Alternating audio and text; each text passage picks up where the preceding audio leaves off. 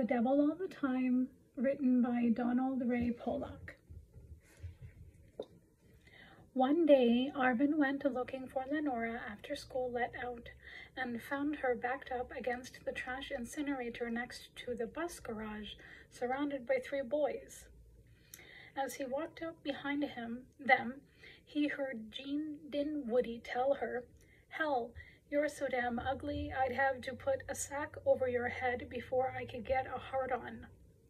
The other 2, Orville Buckman and Tommy Matson, laughed and squeezed in closer to her. They were seniors who had been held back a year or 2, and all of them were bigger than Arvin. They spent most of their time at school sitting in the shop building, trading dirty jokes with the worthless industrial arts teacher and smoking bugler. Lenora had shut her eyes tight and began praying. Tears were running down her pink face. Arvin got only a couple of licks in on Dinwoody before the others tackled him to the ground and took turns punching him. While he was lying in the gravel, he thought, as he often did when in the middle of a fight, of the hunter that his father had beaten so badly that day in the outhouse mud. But unlike that man, Arvin never gave up. They might have killed him if the janitor hadn't come along with a cart of cardboard boxes to burn. His head ached for a week, and he had trouble reading the blackboard for several more. Though it took him almost 2 months, Arvin managed to catch each of them alone. One evening, right before dark, he followed Orville Buckman to Banner's store. He stood behind a tree 100 yards down the road and watched the boy come back out, swigging a pop and eating the last of a Little Debbie. Just as Orville started past him with the bottle tipped up to take another drink, Arvin stepped out into the road. He smacked the bottom of the Pepsi bottle with the palm of his hand and sent the glass neck halfway down the big boy's throat, breaking 2 of his rotten front teeth off. By the time Orville realized what had hit him, the fight was pretty much finished, except for the blow that put his lights out.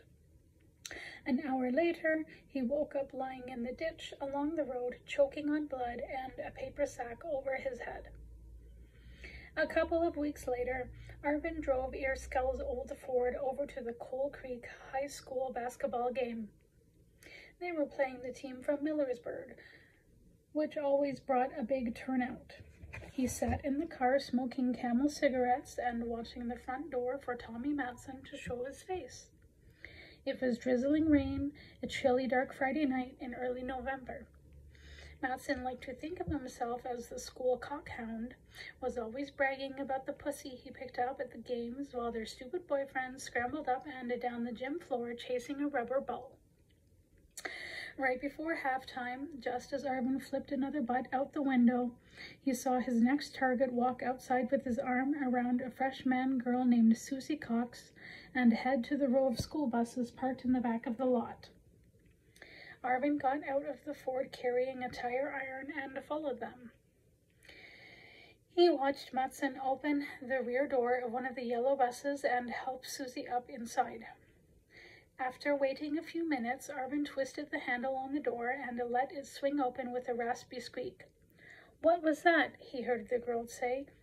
"Nothing," Matson told her. "I must not got it shut all the way.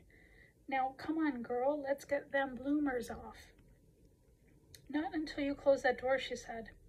"God damn it," Matson grumbled, raising up off her. "You better be worth it." He walked down the narrow aisle, holding his pants up with one hand.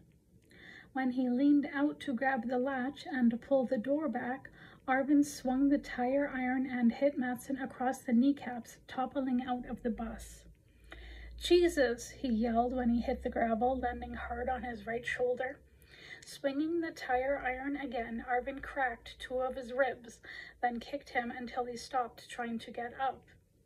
He took a paper bag out of his jacket and knelt down beside the moaning boy. Grabbing hold of Matson's curly hair, he pulled his head up. The girl inside the bus didn't make a peep. The next Monday at school, Jean Dinwoody walked up to Arvin in the cafeteria and said, "I'd like to see you try and put a sack over my head, you son of a bitch." Arvin was sitting at the table with Mary Jane Turner, a new girl at the school.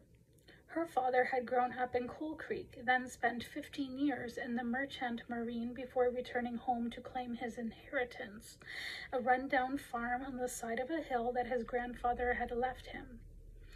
The red-headed girl could curse like a sailor when the opportunity presented itself, and though Arvin wasn't sure why, he liked that a lot, especially when they were making out. "Leave us alone, you dumb prick," she said, glaring scornfully as the tall boy standing over them. Arvin smiled. Ignoring her, Jean said, "Russell, after I get done with you, I might just take your girlfriend out for a nice long ride. She ain't no beauty queen, but I got to say, she's not nearly as bad as that rat-faced sister of yours." He stood over the table with his fists clenched, waiting for Arvin to leap up and to start swinging, then watched dumbfounded as the boy closed his eyes and put his hands together. "You got to be shitting me." Jean looked around the crowded lunchroom. The gym teacher, a burly man with red beard who wrestled for extra money in Huntington and Charleston on the weekends, was scowling at him. The rumor around the school was that he'd never been pinned and that he won all his matches because he hated everybody and everything in West Virginia. Even Jean was afraid of him. Leaning over, he said to Arvin in a low voice, "Don't think praying's gonna get you out of this, motherfucker." After Jean walked away, Arvin opened his eyes and took a drink from a carton of chocolate milk. "Are you all right?" Mary asked. "Sure," he said. "Why you ask that? Were you really praying?" "I was," he said, nodding his head, "praying for the right time." He finally caught Dinwoody a week later in his daddy's garage, changing a spark plug in his '56 Chevy.